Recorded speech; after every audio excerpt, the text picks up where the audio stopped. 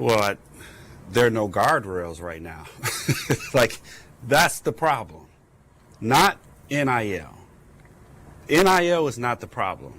The problem is there's no guardrails for the student athletes, for administrators, for universities, for programs in general. And that's a scary thing. You know, like, it's no mystery that this was coming down the pipeline for a couple of years, right?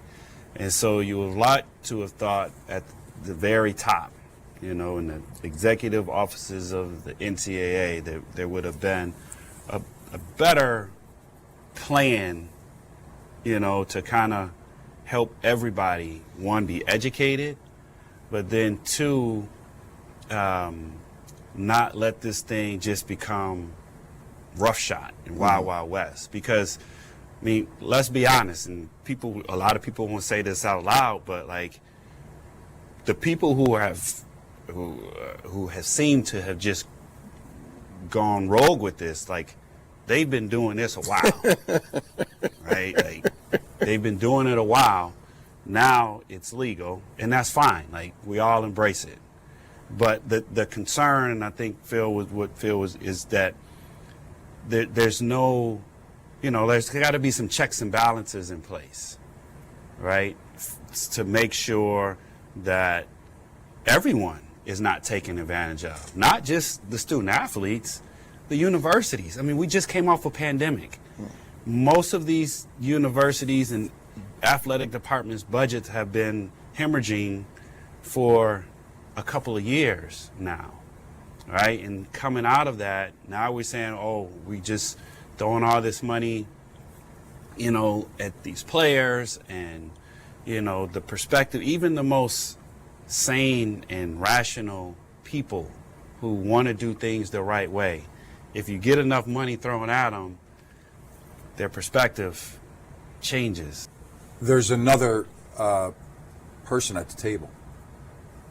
Like, it would be, parents have gotten very engaged in recruiting. That's a good thing.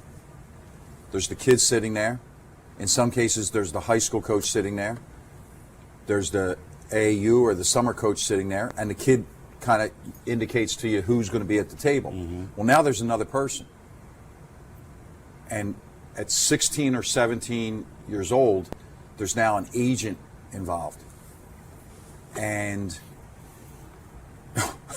the rule today is that there are no rules, right? So it in a way, it's like, and I don't know the Michigan rules for driving, but if you're 16 years old and you have to have a parent in the car, well, the parent's making sure that you're going 55, right? And that your seatbelt's on. In this NIL, people just piled into the car without seatbelts and no brakes. There's no brakes in the car. So this thing is going in every different direction. Add in the social media, if you want to call it fake news, the things that are out there, right? For instance, last Friday I got off a plane in Philadelphia. I looked at my phone, and there was a prominent national broadcaster on my phone saying about Hunter. Hunter needs to, since we're more into the morning, shut up, right? And because everybody knows he's making $1 million. Up until he made that statement, like, I was not going to react to the shut up because, you know, Hunter had gone off the rails a little bit. But I called the guy and I said, listen, wherever that narrative is that he's making $1 million, that's not a fact. Okay, it's absolutely positively not a fact. Just like Oscar at Kentucky is not making $2 million, right? If he was making $2 million, then he would be shipped out of the country. So you have to stop with like this, the false narratives that are out there. But this is a rule, and it's great, right? I think it's great. I think but it's a rule with no breaks. Yeah, so there's nothing there that can, and now they're making it, well, we're going to now go after the collectives. Yeah, but somebody should have thought of that, right? These people aren't sitting around, and these agents aren't sitting around. Ready? The usual contract for mandated contract for an MBA, negotiated MBA contract. You get 4%. People are slotted. On this, there are guys taking advantage of these kids and their families at the tune of 20 and 22% of the deals that they're cutting. And when somebody says to you, which did happen to me in the last 5 days, I'm looking for a phone number on a kid. He said, great, what's the deal? I said, I don't know what you're talking about. Kid's going to come into a program that will prepare him for an education at Michigan and to work with an elite staff, not an average staff, an elite staff. And at your position, you'd be working with an MBA guru. And the guy goes, what's the deal? I had to ask him again, and this is an acquaintance. What are you talking about? Yeah, what is the deal?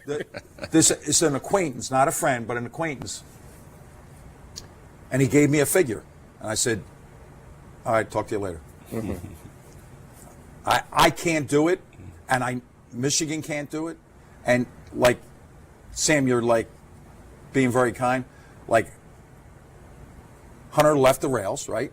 Talked about his school, talked about the athletic department, and here's what I would say. Michigan right now is going at the speed limit. But once everything gets in order, whether it's a state law, whether Congress reacts to the meetings that they had with these commissioners, then Michigan's going to do what Michigan does and go to the top. We'll have the very best NLI program in the country. A lot of programs, in my opinion, are diving into this thing, and they're like in mid-dive, right into a swimming pool, and then they're going, oh my God, there's only 3 feet of water in there. Because no one knows what the baseline is, and no one knows what the rules are. But to your question, that's what they have always done. It's just legal now, right? And so I can speak for basketball, and I'm sure it's probably consistent throughout all the athletic programs here at Michigan. We have a reputation. Michigan has a reputation of doing things and trying to do things the right way, right? And so where other schools or other people in basketball would just come out directly and ask these people, this is the deal. This is what you need to have, at least to sit at the table to have this conversation. Those are the exceptions for us and not necessarily the rule. I find it funny, and now we're at the point where people are posting, publicly posting the NIL deals that they're getting to go to X school. So now X school is benefiting from whether it's real or not, because a lot of it is hearsay, a lot of it is fake news, some of it is real. But if that's your only recruiting pitch to get a student athlete to your school, I'm like, man, this is what we're coming to now?